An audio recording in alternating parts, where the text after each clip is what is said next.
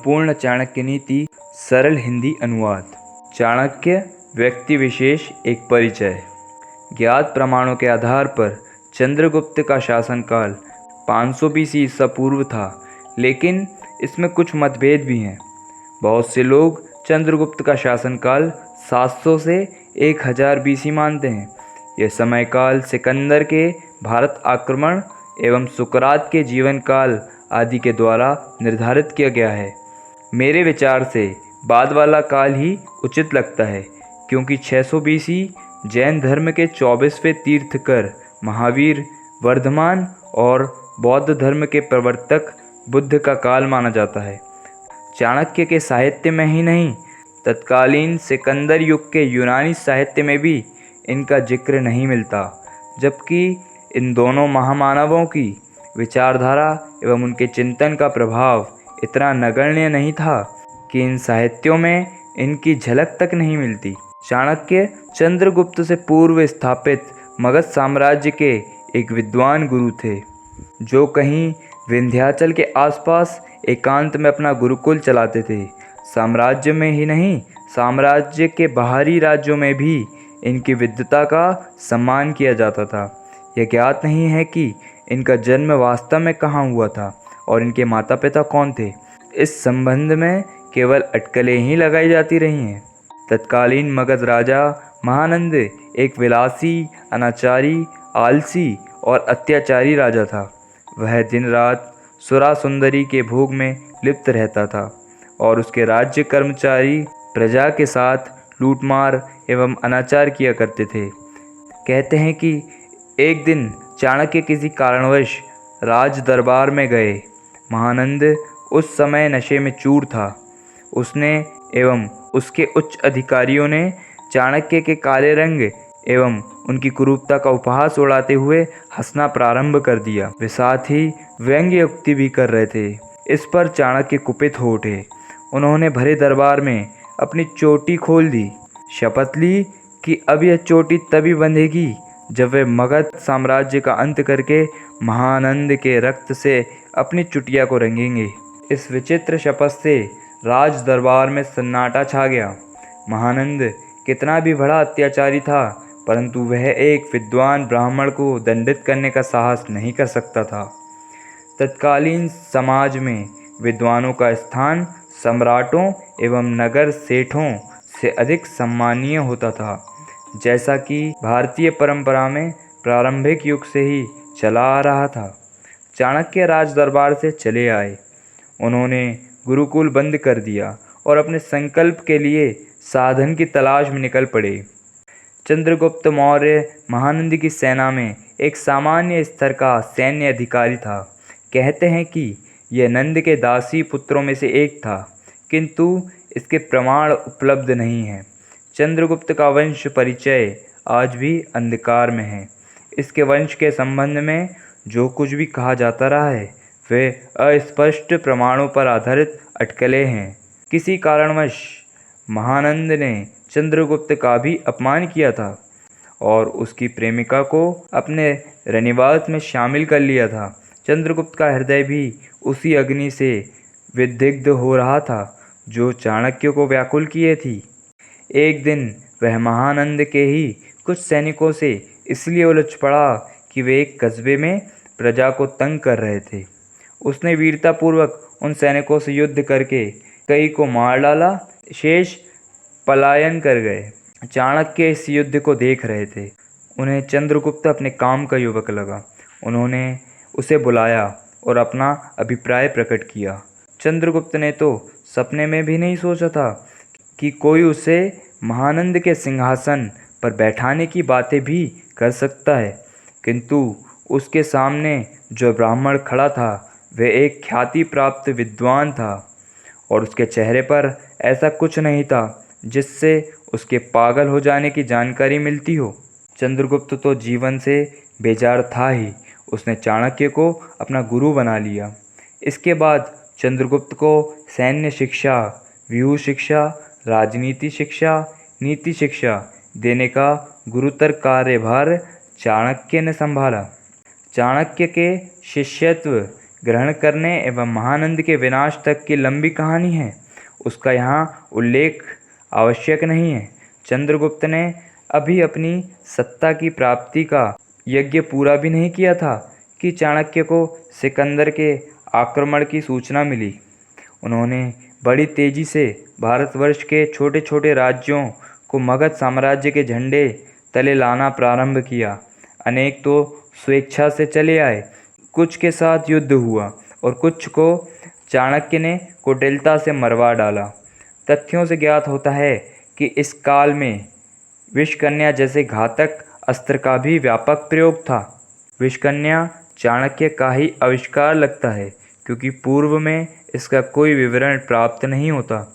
सुंदर बालिकाओं को बाल्यकाल से ही धीरे धीरे जहरीले पदार्थों का सेवन कराते हुए उन्हें भयानक नाग के विषयों का पान कराना अभ्यासित करवाया जाता था।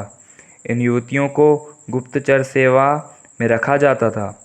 ये एक अस्त्र की ही भांति थी। इनके अंधरों को चूमने वाला या इनके साथ रति करने वाला मृत्यु को प्राप्त होता था।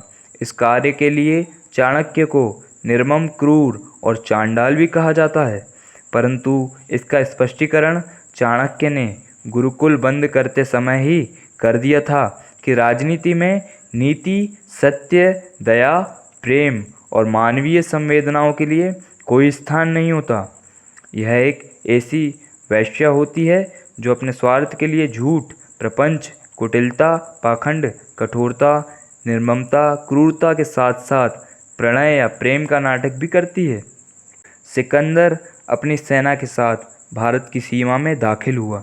उसने सीमावर्ती कुछ राज्यों पर अपनी प्रभुता स्थापित ही की थी कि उसका अगला टकराव चंद्रगुप्त के विशाल साम्राज्य की शक्ति से संभावित हुआ और उसकी सेना ने लड़ने से इनकार कर दिया। कहा जाता है कि सिकंदर के राजगुरु सुकरात ने चाणक्य के संबंध में जानकारी प्राप्त करने पर कहा कि वह भूलकर भी इस ब्राह्मण की शक्ति से टकराने का साहस न करे। सुकरात के लिए चंद्रगुप्त का साम्राज्य या उसकी विशाल सेना चिंता का कारण नहीं था, वह इस ब्राह्मण की शक्ति से ही आतंकित था। वैसे तो कहा जाता है कि सिकंदर अपनी सेना में विद्रोह हो जाने के कारण वापस हो गया, परंतु तथ्यों से ज्ञात होता है कि उसकी सेना का विद्रोह चंद्रगुप्त की विशाल सैन्य शक्ति से टकराने के ही भय से हुआ था। वह अपने द्वारा विजित क्षेत्र का शासन सेनापति सेल्यूकस को बनाकर वापस लौट गया और रास्ते में ही मारा गया। सिकंदर की मृत्यु भी विवादास्पद तथ्यों से घिरी हुई है। बाद में सेल्यूकस चंद्रगुप्त के हाथों पराजित हुआ और अपनी पुत्री हेलेना का विवाह उसके साथ करके यूनान वापस लौट गया। चंद्रगुप्त को अपने गुरु चाणक्य पर इतना विश्वास था कि वह कोई भी कार्य उनसे बिना पूछे नहीं करता था। मगध साम्राज्य की सबसे बड़ी शक्ति चाणक्य ही थे। वे गुप्तचरों को शिक्षित प्रशिक्षित करके गुप्तचर सेवा को नियंत्रित करते थे। बाद में इन्होंने नालंदा विश्वविद्यालय में योगदान दिया। नालंदा विश्वविद्यालय इनके ही प्रयत्नों से विश्वविख्याति की ऊंचाइयों तक पहुंचा था। जब तक ये राजकार्य में रहे, मगध साम्राज्य की वास्तविक शक्ति चाणक्य में ही निहित थी।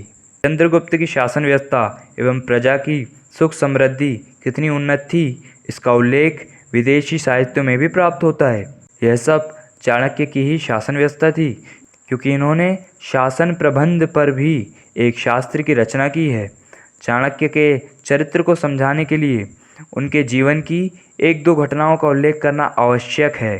चंद्रगुप्त का साम्राज्य जिस समय स्थापित हो रहा था, उस समय पर्वतीय क्षेत्र के एक राजा ने साम्राज्य झंडे तले आने से इनकार कर दिया। उसका कहना था कि राष्ट्र हित की ही बात है तो सम्राट उसे क्यों नहीं बनाया जाता। चंद्रगुप्त से वह योग्यता में किस प्रकार कम है। चाणक्य ने उसे बहुत समझाने का प्रयत्न किया, परंतु वह नहीं माना। उसका दावा यह था कि या तो चाणक्य उसे चंद्रगुप्त से हीन साबित करे या उसे सम्राट बनाए, अन्यथा वह साम्राज्य में शामिल नहीं होगा। चाणक्य ने उसकी चुनौती स्वीकार कर ली। पर्वतराज को पाटलिपुत्र में निमंत्रित किया गया। उसके सम्मान में नृत्य आदि का आयोजन किया गया। इस समय सभा में जो नृत्यांगना नृत्य करने के लिए आईं, उसे देखकर वहां उपस्थित कई राजे महाराजे आहें भरने लगे। उसके सौंदर्य और यौवन की छटा सबके दिलों पर बिजलियां चटका रही थी। स्वयं चंद्रगुप्त भी हतप्रभ सा रह गया। वह उस नृत्यांगना के रूप में सम्मोहित सा नृत्य देखता रहा। उसकी इच्छा हुई कि वह उसे अपने अंतःपुर में बुलाए। आखिर वह सम्राट था। परंतु दूसरे ही क्षण उसे सम्राट के कर्तव्य और नीति का ध्यान आया। उसे वह स्मरण हो आया कि इसी विलासिता ने महानंद का विनाश कर दिया था, क्योंकि विलासी व्यक्ति का मस्तिष्क कुछ भी सोचने के उपयुक्त नहीं रहता। किंतु पर्वतराज अपने हृदय को समझा न सका। उसने गुप्त रूप से उस नृत्यांगना के पास अपना प्रणय संदेश भेजा। नृत्यांगना ने उसे स्वीकार कर लिया। वह रात्रि में छुपकर पर्वतराज से मिलने गई। नृत्यांगना पर्वतराज के पास गई तो उसने उसे अंक में लेकर होंठ चूमना चाहा और कहा कि वह उसके कदमों में अपना राज्य न्यौछावर कर देंगे। इस पर वह नृत्यांगना खिलखिलाकर हंस पड़ी। उसने पर्वतराज के बाहुबंद से निकलते हुए कहा, महाराज, मैं गुरुदेव के गुप्त कार्यों हेतु तैयार की गई एक विषकन्या हूँ। मुझे आज तक हवा की दृष्टि से भी बचाकर रखा गया था। यहाँ तक कि मैंने सम्राट को भी कभी नहीं देखा था। आज सम्राट के व्यक्तित्व ने मुझे ऐसा प्रभावित किया है कि मैं बार बार उनको कटाक्ष करती, स्वयं पर आसक्त करने का प्रयत्न करती रही, परंतु वे विचलित नहीं हुए। उनकी दृष्टि में आसक्ति थी, परंतु वासना नहीं थी। और आप एक मामूली सी नारी के लिए वासना में व्याकुल होकर अपने राज्य को उसके चरणों पर न्यौछावर करने के लिए तैयार हो गए हैं। क्या वह राज्य आपका है? क्या प्रजा का उस पर या आप पर कोई अधिकार नहीं? महाराज, सम्राट चंद्रगुप्त एवं आप में यही अंतर है। योग्यता गुणों से नहीं, विचारशीलता से आती है। सम्राट चंद्रगुप्त भी मेरे प्रति आकर्षित थे, परंतु अपनी जिम्मेदारियों, कर्तव्य एवं नीति अनीति पर विचार करके उन्होंने अपनी व्यक्तिगत आकांक्षा का गला घोट दिया। दूसरी ओर आप हैं व्यक्तिगत वासना पूर्ति के लिए राज्य, प्रजा, राष्ट्रहित और सभी नीति मर्यादा को न्यौछावर करने के लिए तत्पर। अब निर्णय लीजिए कि सम्राट बनने का वास्तविक अधिकारी कौन है। यदि आप संतुष्ट हो जाएं, तो इस संधि पत्र पर हस्ताक्षर कर दीजिए। नृत्यांगना ने अपने वस्त्र में से एक संधि पत्र निकालकर पर्वतराज के सामने रख दिया। पर्वतराज अवाक होकर उसका मुख देखते रहे। फिर उन्होंने गहरी सांस लेकर संधि पत्र पर हस्ताक्षर कर दिए। उन्होंने गंभीर स्वर में कहा, अपनी ही दृष्टि में गिरकर कोई भी स्वाभिमानी पुरुष जीवित रहने की कामना नहीं करता। मैं भी आज अपनी दृष्टि में गिर गया हूँ। मैंने गुरुदेव के चरित्र को समझने में भूल की थी। मैं अब मृत्यु को ही वरण करना चाहता हूँ। क्या तुम मेरी अंतिम इच्छा समझकर अपने होठों को चूमने की स्वीकृति दोगी? नृत्यांगना द्रवित हो उठी। उसने कातर भाव में कहा, मैं इस योग्य नहीं महाराज। मेरा तो जीवन ही दूसरों की भोग्या बनना और स्वयं के उस भोक्ता को तड़प तड़प कर मरते देखने के लिए है। यह नरक का दुख मुझे सारा जीवन भोगना है। यदि आप स्वयं से ही पहल करना चाहते हैं तो मुझे कोई आपत्ति नहीं है, परंतु पहले मैं इन कागजात को गुरुदेव के पास भेजना चाहती हूँ। पर्वतराज ने इसकी स्वीकृति दे दी। जब वह नृत्यांगना संधि पत्र देने गई तो उसने अपने युवा पुत्र को बुलाकर कहा, वत्स, प्रातःकाल सूर्योदय से पूर्व ही अपने राज्य को लौट जाओ। मैंने मगध साम्राज्य की अधीनता स्वीकार कर ली है। मेरी यह बात स्मरण रखना। चाणक्य नामक इस ब्राह्मण से दूर ही रहना। यदि कभी टकराव की स्थिति हो जाए तो उसी के शरणागत हो जाना। पुत्र ने इसका अर्थ नहीं समझा। वह वापस लौट गया। प्रातःकाल पर्वतराज अपने खेमे में मृत पड़े थे। उन्हें किसी भयानक सर्प ने डस लिया था। एक अन्य घटना उस समय की है जब सिकंदर की सेना भारत के सीमावर्ती क्षेत्र में जमी हुई थी। चाणक्य के बारे में जानकर सिकंदर ने सेल्यूकस को वहां मिलने के लिए भेजा। चाणक्य अपने कुटिया जैसे भवन में बैठे कुछ लिख रहे थे। रात्रि का समय था। उनके सामने एक दीपक जल रहा था। द्वारपालों ने व्यक्तिगत भेंट के लिए सेल्यूकस के आने की सूचना दी तो चाणक्य ने उसे अंदर ही बुला लिया। उन्होंने लिखना समाप्त करके अपने सामने जल रहे दीपक को बुझा दिया और वहाँ रखे दूसरे दीपक को जला दिया। फिर सेल्यूकस को जल पिलाया।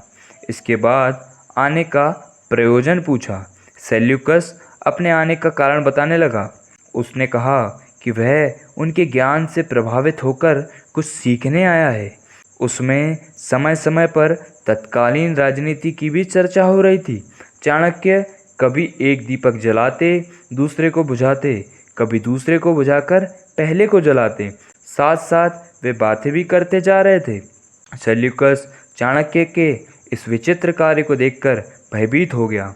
उसने यह सोचा कि यह काला ब्राह्मण कोई जादू टोना तो नहीं कर रहा। उसने इस संबंध में चाणक्य से पूछा। चाणक्य उसके प्रश्न को सुनकर खिलखिलाकर हंसे। उन्होंने कहा, यह कोई जादू टोना नहीं है। एक दीपक में राज्य के व्यय से तेल भरा गया है, एक दीपक में मेरे व्यक्तिगत धन से तेल भरा गया है। तुमने कहा कि तुम व्यक्तिगत कार्य से मिलने आए हो। जिस समय तुम आए मैं राज्य कार्य कर रहा था, इसलिए मैंने दीपक भी राज्य का ही जला रखा था। मैंने यह जानकर कि तुम्हारी भेंट ब्राह्मण चाणक्य से है, राज्य के सलाहकार से नहीं। राज्य का दीपक बुझाकर अपना दीपक जलाया, परंतु बीच बीच में राजकीय हित अनहित की भी चर्चा होने लगी। इसीलिए मैं इन दीपकों को जला बुझा रहा हूँ। जब राजकीय बातें होती हैं तो राज्य का व्यय, जब व्यक्तिगत बातें होती हैं तो व्यक्ति का व्यय। यही आदर्श अर्थनीति है। सेल्यूकस हतप्रभ सा रह गया। उसने चाणक्य के चरण स्पर्श करते हुए कहा, मेरा यहाँ आना सफल हो गया। आज मैं जान गया हूँ कि चंद्रगुप्त और उसकी सेना की वास्तविक शक्ति किसमें निहित है। ऐसे थे आचार्य चाणक्य। इनके जन्म आदि के समान ही इनकी मृत्यु के संबंध में भी कोई प्रामाणिक तथ्य उपलब्ध नहीं है। कहा जाता है कि चंद्रगुप्त के जीवन काल में ही इनका निधन हो गया था। आप भी इस महापुरुष के कथनों को पढ़िए, देखिए जीवन में व्यवहारिकता के संबंध में इस महान आत्मा का कथन क्या है। आगे मैं संपूर्ण चाणक्य नीति के सारे अध्यायों का वर्णन करूँगा। नमस्कार।